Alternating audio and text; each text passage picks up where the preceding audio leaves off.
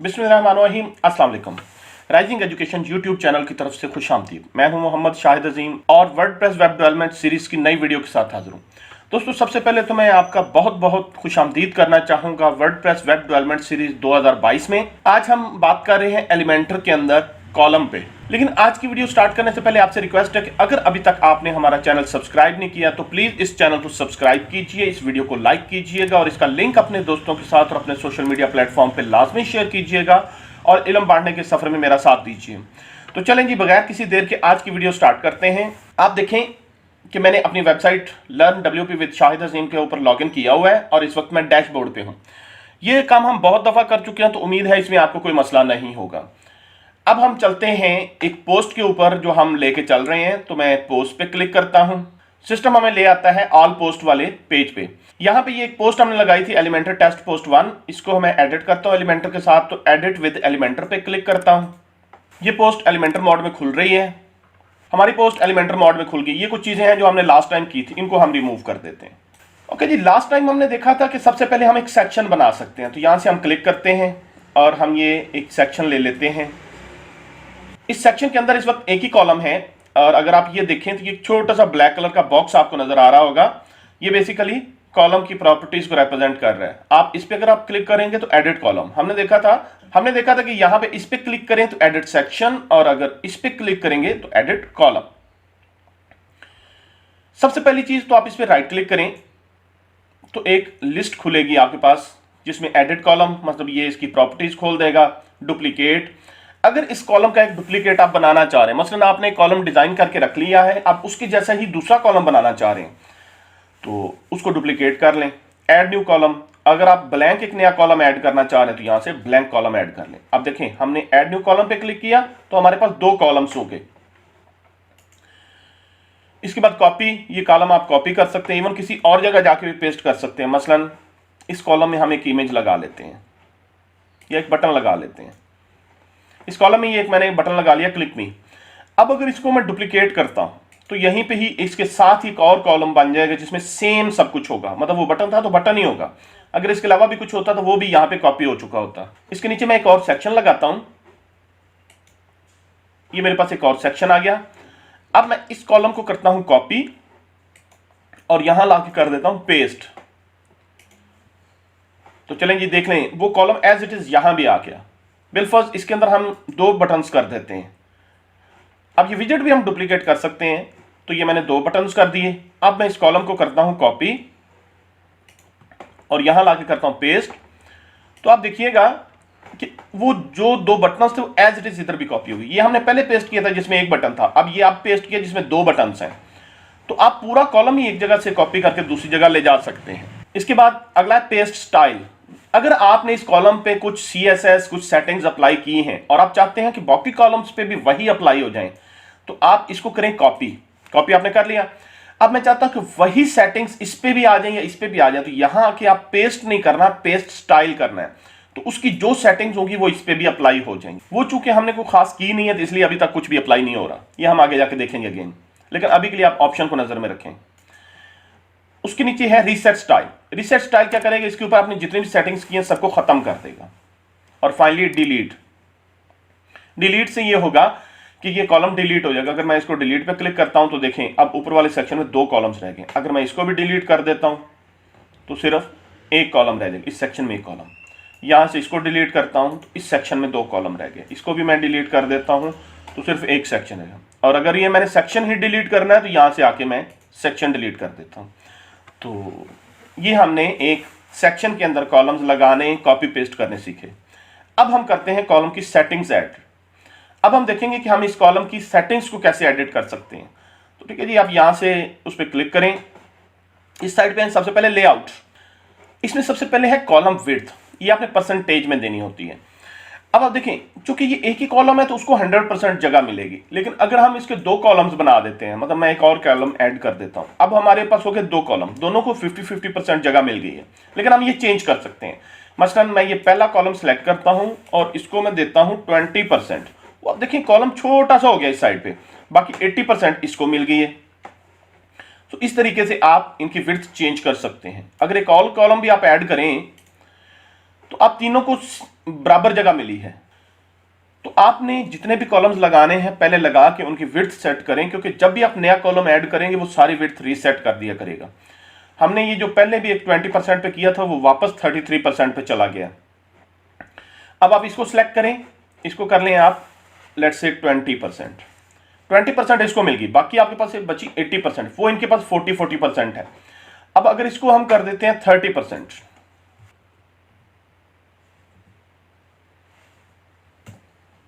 अब इसको 30% मिल गई और उसके पीछे बाकी जितनी भी बची है वो इसके पास। अब 20 इसके पास, 30 इसके पास, तो 50 इसके पास है। आप इसको भी चेक कर लीजिए, ये 50% जगह इसको मिल रही है।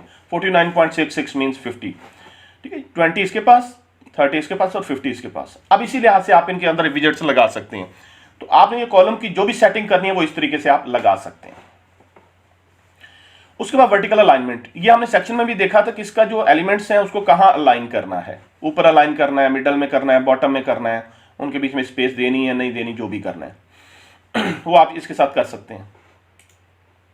हॉरिजॉन्टल अलाइनमेंट, ये कॉलम स्टार्ट पे रखना है, मिडल में रखना है, सेंटर में रखना है, उस हिसाब से इसकी अलाइनमेंट सेट हो जाएगी। उसके बाद है विजेट स्पेस। ये विजेट स्पेस क्या होता है, मतलब आपने यहाँ पे ये दो एलिमेंट्स लगाए हैं, आप इसको डुप्लीकेट कर लें, इनके बीच में ये जो स्पेस आ रही है, अगर आप ये थोड़ा गौर से देखें तो यहाँ इतनी स्पेस आ रही है, 20 पिक्सल्स की स्पेस है। इसको आप अपनी मर्जी से हैंडल कर सकते हैं कि आपने कितनी देनी है। मसलन आप इसको सिलेक्ट करें और इसको कर दें 10, तो देखिए विजेट स्पेस कम होगी। और अगर आप इसे कर देंगे 0 तो विजेट्स बिल्कुल साथ साथ लग जाएंगे। अब आहिस्ता आहिस्ता इसको बढ़ाएं और देखते जाएं कि कहाँ आपको ये अच्छा लगता है, वहां तक इसको रहने दें। चलें जी, मैं कहता हूं कि इसको हमने जस्ट 10 रखना है, ज़्यादा स्पेस नहीं बीच में देनी है। उसके बाद इस कॉलम के लिए HTML टैग कौन सा यूज़ करना है, डिव, हेडर, फुटर, तो वो आप यहाँ से इसका HTML टैग भी चेंज कर सकते हैं, लेकिन हम इसको नहीं छोड़ेंगे, इसको डिफ़ॉल्ट ही रहने दें। उसके बाद दूसरी चीज़ है स्टाइल। आप स्टाइल पे आ जाएं। सबसे पहले इस कॉलम का बैकग्राउंड, आप इसका बैकग्राउंड चेंज कर सकते हैं जैसे हमने पूरे सेक्शन का किया था। तो आप यहाँ से करते हैं क्लासिक। क्लासिक में आपको पता है दो चीज़ें होती हैं, एक तो बैकग्राउंड कलर, सेकेंडरी। अब सेकेंडरी जो है वो ग्रेश ब्लैक है। मैं एक जेट ब्लैक कलर चाहता हूं, तो मैं यहां से इसको सिलेक्ट करूंगा और यहां इस गियर पे जाके नया कलर डिफाइन कर लूंगा। मैं यहां एक नई आइटम ऐड करता हूं, उसका नाम रख देता हूं मैं ब्लैक, और यहां से उसका कलर डिफाइन करता हूं। तो कलर डिफाइन करने का एक तो ये कि यहां से मैं पकड़ूं, यहां से भी कुछ जरूरी नहीं कि वो बहुत अच्छा कलर डिफाइन हो जाए। यहां मैं उसका कोड दे देता हूं। ब्लैक का कोड होता है 0000000, 6 zeros, 3 zeros या 6 zeros, ये ब्लैक का कोड होता है। ओके जी, ये ब्लैक कलर मेरा डिफाइन हो गया। मैं यहाँ से करता हूँ अपडेट, और अपडेट करके बैक टू एडिटर कर लेंगे, वो वापस हमें अपनी जगह पे ले जाएगा और हमारे पास एक नया कलर डिफाइन हो गया। अब यहाँ से मैं आके इस कॉलम को सिलेक्ट करता हूँ और इसका बैकग्राउंड कलर चेंज करता हूँ, तो मैंने देना ब्लैक। अब देखो जेट ब्लैक कलर लग गया उसके ऊपर। ये आप सेक्शन को भी दे सकते हैं, कॉलम को भी दे सकते हैं, लेकिन ये ख्याल रखिएगा कि जब आप पीछे ब्लैक कलर यूज कर रहे हैं, डार्क कलर यूज कर रहे हैं, तो जो फोरग्राउंड कलर्स होंगे वो लाइट होंगे ताकि वो नजर आए। इस तरह आप बैकग्राउंड पे इमेज भी लगा सकते हैं। आप यहां से इमेज लगा लें, लेट्स से हम ये वाली इमेज लगा लेते हैं और इंसर्ट मीडिया, ठीक है। अब ये इमेज बैकग्राउंड पे लग गई है, लेकिन चूंकि वो इमेज बहुत बड़ी है तो वो सही से नजर नहीं आ रही। खत्म करना है तो यहां से जाके इसको खत्म कर दें। बैकग्राउंड ओवरले भी हमने देखा, तो ऊपर एक हल्का सा पर्दा पड़ जाता है, अगर वो भी आप डालना चाह रहे हैं तो वो आप यहां से लगा सकते हैं। अगर आपको इस चीज़ की नहीं समझ आ रही कि ओवरले क्या होता है, तो आप पिछली वीडियो देखें, उसमें सेक्शन के ऊपर ओवरले लगा के बड़ी डिटेल से समझाया है। उसके बाद टाइपोग्राफी की इसके ऊपर जो हम टेक्स्ट लगाएंगे उसके साथ कैसे प्ले करना। मसलन इसमें मैं एक हेडिंग लगाता हूं, हम ये विजेट्स डिलीट कर देते हैं और यहाँ पे एक हेडिंग लगाते हैं। ये एक हेडिंग का विजेट है, ये मैंने यहाँ से उठाया, यहाँ ड्रॉप कर दिया। हेडिंग जो है ये इस प्राइमरी कलर में गई है। अब हम कॉलम को सिलेक्ट करते हैं और यहाँ से आके टाइपोग्राफी के साथ प्ले करते हैं। तो हेडिंग का कलर किस तरह का लगाना है, लेट्स से मैं कहता हूँ रेड लगाना है। आपने कॉलम के अंदर बताया है कि नीचे जितनी भी हेडिंग है सबका कलर रेड करना है, तो देखें वो रेड होगी। इवन इसको आप जितनी मर्जी लगा लें, ये सारी की सारी रेड हो जाएंगी। इसके बाद इसके नीचे जो टेक्स्ट लगाएंगे उनका कलर क्या रखना है, इसमें जो लिंक्स लगाएंगे उनका क्या कलर रखना है, लिंक जब हॉवर होगा तो उसका क्या कलर होगा। उसके बाद इसकी अलाइनमेंट किधर करनी है, और लेफ्ट अलाइन करेंगे तो चीज़ें लेफ्ट साइड पे जाएंगी। सेंटर लाइन करेंगे तो सेंटर में आएंगी, राइट लाइन करेंगे तो राइट साइड पे जाएंगे, और जस्टिफाई करेंगे तो चीज़ें जस्टिफाई हो जाएंगी, चारों तरफ से बराबर हो जाएंगी। तो आप इस तरीके से उसकी अलाइनमेंट को भी प्ले कर सकते हैं। नेक्स्ट चीज़ है एडवांस्ड। एडवांस में होता है मार्जिन। सबसे पहले कि आपने मार्जिन किधर से देना है। हमने देखा कि हमारे पास 4 ऑप्शंस हैं, टॉप, राइट, लेफ्ट और बॉटम, और ये चारों लिंक है। मतलब आप एक की वैल्यू बढ़ाएंगे तो चारों की बढ़ेगी, चारों तरफ से उसे मार्जिन मिल रहा है। और अगर आप कोई वैल्यू देंगे तो वो चारों को मिलेगी, मतलब 0 कर दिया तो सबको मिली। अगर आप इनकी इंडिविजुअली बढ़ाना चाह रहे हैं तो यहां से इसे अनलिंक कर लें। अनलिंक करेंगे, अब आप जिसकी बढ़ाएंगे उसकी बढ़ेगी। मतलब आप टॉप से मार्जिन देना चाह रहे हैं, बाकी साइडों से नहीं देना चाह रहे, तो आप देखें वो टॉप से नीचे आ रहा है, बाकी साइडों से वो अपनी जगह पे है। ये आप माइनस में भी दे सकते हैं, फिर वो ऊपर को मूव करेगा।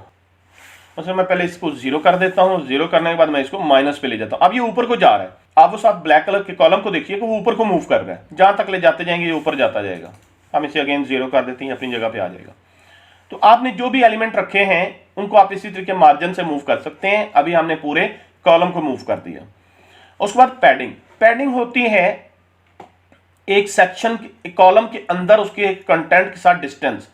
मसलन इस वक्त अगर आप गौर से देखें और कंटेंट की जो ब्लू लाइन आ रही है उसके बीच में एक छोटा सा डिस्टेंस है, इसको मैं बढ़ाता हूं, फिर ये सही से समझ में आएगा। तो मैं चारों तरफ से इसे पैडिंग देता हूं जी। देख रहे हैं यहां से स्टार्ट हो रहा है कॉलम और ये पड़ा विजिट, इनके बीच में ये जो इतनी स्पेस है, देख रहे हैं जी, ये ब्लू लाइन से ऊपर ऊपर ब्लैक कलर की जो स्पेस है, ये हमारी पैडिंग है। ये चारों तरफ से मिली। आप किसी एक तरफ से भी दे सकते हैं, मसलन आप इसे 0 कर दें, 0 करने के बाद इसे अनलिंक करें और टॉप से पैडिंग दे दें। अब वो टॉप से जगह बढ़ रही होगी, सॉरी मैंने माइनस साइड पे चला गया हूं, तो वो टॉप से जगह बढ़ रही है, बाकी साइडों से वो अपनी जगह पे है। अब मार्जिन और पैडिंग में फर्क क्या है? मार्जिन की सूरत में आप देखिए कि पूरा कॉलम नीचे मूव करता है, लेकिन अब सिर्फ उसके अंदर का कंटेंट नीचे जा रहा है, पूरा कॉलम अपनी जगह पे है। तो पैडिंग और मार्जिन में ये फर्क होता है। इसके बाद अगर आप इस पे CSS लगाना चाह रहे हैं, जो कि हमने देखा था कि हम सिर्फ प्रो वर्जन में लगा सकते हैं, तो CSS का आईडी आप यहाँ पे देंगे और उसके क्लासेस के नेम आप यहाँ पे देंगे। उसके लिए आपको पहले CSS आनी चाहिए। तो अगर आपको CSS नहीं आती तो आप इसी तरह से जो सेटिंग्स प्रोवाइडेड है उनके साथ काम करें, और अगर आपको CSS आती है तो यहाँ नीचे जाके यहाँ पे आप कस्टम CSS लिख सकते हैं। लेकिन उसके लिए जरूरी है कि आपके पास एलिमेंटर का प्रो वर्जन इंस्टॉल्ड हो।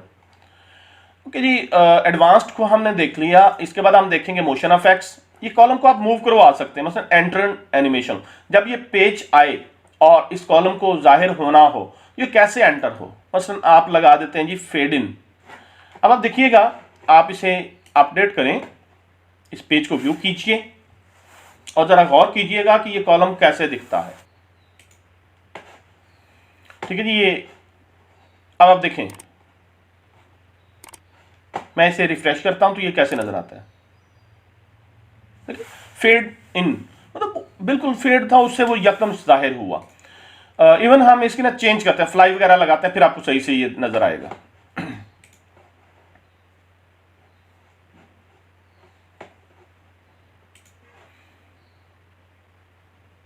यहां मैं लगा था बाउंस इन, यहां से हमने बाउंस इन लगाया, अपडेट किया, इधर आकर रिफ्रेश करते हैं और जरा गौर कीजिएगा।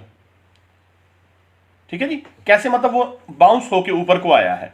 ये आप इसकी डायरेक्शन वगैरह के साथ भी प्ले कर सकते हैं कि वो बाउंस हो तो किस साइड से हो। एनिमेशन डिले कितनी देर का आना चाहिए, हमने दिया 1100 ms, मतलब 11 सेकंड का डिले आना चाहिए। अब हम जाके इसको रिफ्रेश करते हैं तो देखिए वो 11 सेकंड के बाद चला है। मैं रिफ्रेश करता हूं, देखिएगा, ठीक है, 1100 ms का वेट लेके फिर उसने उसको शो किया है। तो इस तरीके से आप डिफरेंट एनिमेशंस यहां से लगा सकते हैं। इसकी स्पीड नॉर्मल करनी है, स्लो करनी है, फास्ट करनी है, आप इसे स्लो कर दें ताकि वो जो आ रहा है वो भी जरा स्लो ही आए, और यहां से अपडेट करते हैं। Then responsive. रिस्पॉन्सिव में हमने देखा था कि सेक्शन हाइड करना है, मतलब ये डेस्कटॉप पे हाइड करना है, टैबलेट पे हाइड करना है, ये मोबाइल पे हाइड करना है। सब टाइम हम देखते हैं कि हमने डेस्कटॉप के लिए ज्यादा डाटा रखा होता है, मोबाइल के लिए कम रखा होता है। तो बेसिकली वो डाटा वही होता है, लेकिन उसको मोबाइल पे हाइड कर देते हैं। मसलन हम 2 सेक्शंस बनाते हैं, एक और सेक्शन बन गया, इसका बैकग्राउंड कलर जो है वो मैं चेंज कर देता हूं ताकि आपको समझ आए। ठीक है जी। अब ये एक सेक्शन ब्लैक है, एक ग्रीन है। मैं इसको सिलेक्ट करता हूं और कर देता हूं एडवांस में जाके, रिस्पॉन्सिव में जाके हाइड ऑन मोबाइल। ओके जी, हम इसको मोबाइल व्यू में देखते हैं। अच्छा, अब आपने व्यू चेंज करना है, मतलब अभी तक हमें डेस्कटॉप व्यू नजर आ रहा है, अब हम देखना चाह रहे हैं इसे मोबाइल के व्यू में। तो मैं इस टैब को अकेला कर लेता हूं, अलग कर लिया मैंने, इसका साइज छोटा करते हैं। अभी ये टैब जो है ये टैबलेट के व्यू में है।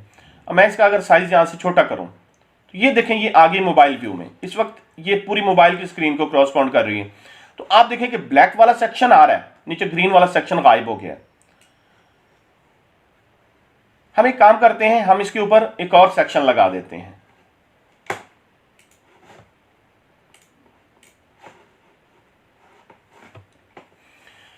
हम यहां से सेक्शन 3 कर देते हैं, डुप्लीकेट, और इस सेक्शन को मैं करता हूं रेड कलर में। तो मैं इसको सिलेक्ट करता हूं, स्टाइल में जाके इसका बैकग्राउंड कलर जो है वो मैं रेड कर देता हूं। अब ये 3 सेक्शन है हमारे पास। इसके ऊपर जो टेक्स्ट है वो भी रेड है, वो नज़र नहीं आ रहा। तो मैं इस टेक्स्ट को सिलेक्ट करके इसका कलर भी चेंज कर देता हूं। इसको मैं कर देता हूं लेट्स से ग्रीन कलर में।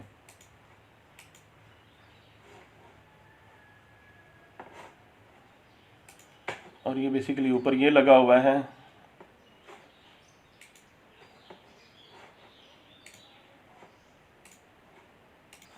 उम्मीद है ये बात आपकी समझ में आ गई होगी कि मैंने क्या किया है।